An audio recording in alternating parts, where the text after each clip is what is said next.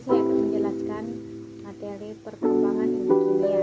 Alkimia pertama kali berkembang di Mesir, kemudian menyebar ke Jazirah Arab dan Eropa Barat, sejalan dengan pengaruh peradaban Mesir terhadap kedua wilayah tersebut. Alkimia memberikan banyak sumbangan terhadap perkembangan ilmu kimia modern, terutama dalam penerapan landasan praktis dan teoritis dalam pekerjaannya.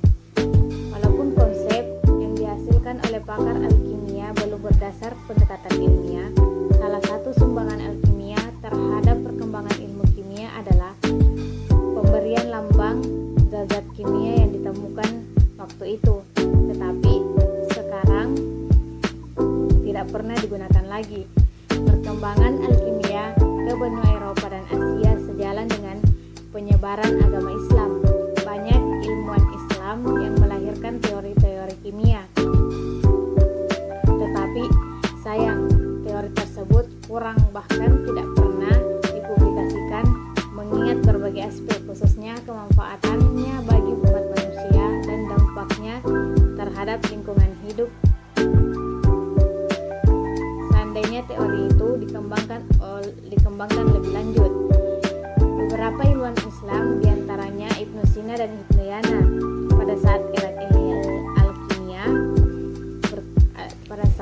era alkimia berkembang di Eropa, terkenal dengan sebutan masa kegelapan atau Renaissance.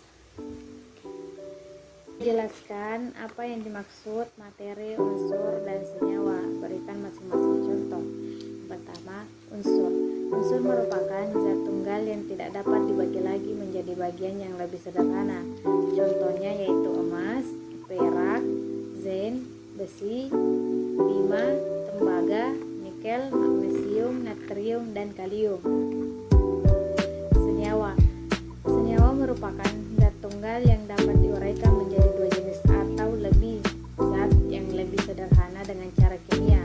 Contohnya yaitu air H2O, amonia NH3, metana CH4, urea CONH2, karbon dioksida CO2, karbon monoksida CO, dan asam klorida CONH2, karbon dioksida CO2, karbon monoksida CO, dan asam klorida H2Cl.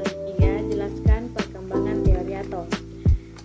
Seiring waktu berjalan, teori atom juga mengalami beberapa perkembangan yang cukup signifikan. Hal ini dikarenakan teori yang lama akan menyempurnakan teori sebelumnya. Salah satu fakta yang tercatat dalam penemuan teori ini adalah Demokritus, yaitu kurang memiliki bukti eksperimental sehingga teorinya dianggap kurang sempurna. Akhirnya, pada medial tahun 1800 mulai ditemukan beberapa penemuan baru terkait teori atom yang kehadirannya memberikan pengertian dan pemahaman yang luas.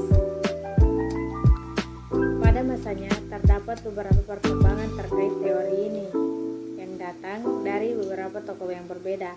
Adapun tokoh-tokoh yang berperan penting mengenai munculnya dan berkembangnya teori atom hingga saat ini adalah: yang pertama, teori atom Dalton; yang kedua, teori atom Thomson; yang ketiga, teori atom Rutherford; yang keempat, teori atom Bohr;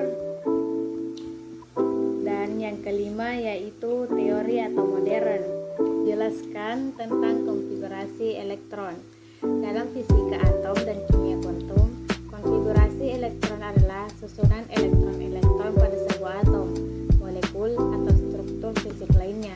Sama seperti partikel elementer lainnya, elektron patuh pada hukum mekanika kuantum dan menampilkan sifat-sifat baik partikel maupun gelombang. Kelima yaitu jelaskan masing-masing jenis ikatan kimia. Yang pertama yaitu ikatan ion atau ikatan elektrovalen. Ikatan ion adalah ikatan yang terbentuk akibat adanya tarik-menarik antara ion yang memiliki muatan yang berbeda. Contohnya garam dapur atau NaCl. Ikatan kimia dalam NaCl terjadi karena sifat dari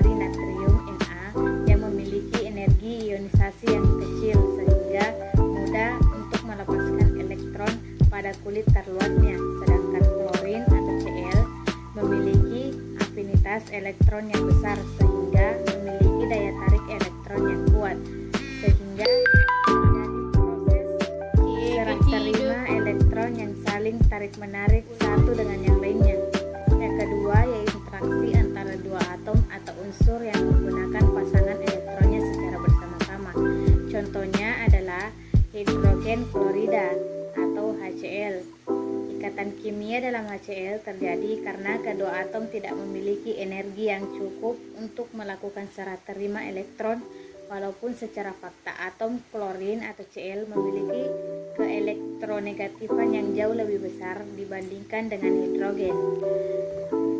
Yang ketiga yaitu ikatan logam. Ikatan logam adalah ikatan yang terbentuk antara atom logam, di mana ikatan ini memiliki sifat khas yaitu sebagai konduktor yang baik, dapat ditempa dan dapat ditarik. Namun ikatan logam tidak dapat dibentuk menjadi larutan sehingga tidak tergolong sebagai larutan elektrolit dan non-elektrolit. Senyawaan logam mampu menghantarkan listrik dengan baik dalam bentuk padatannya. Sekian dari saya. Assalamualaikum.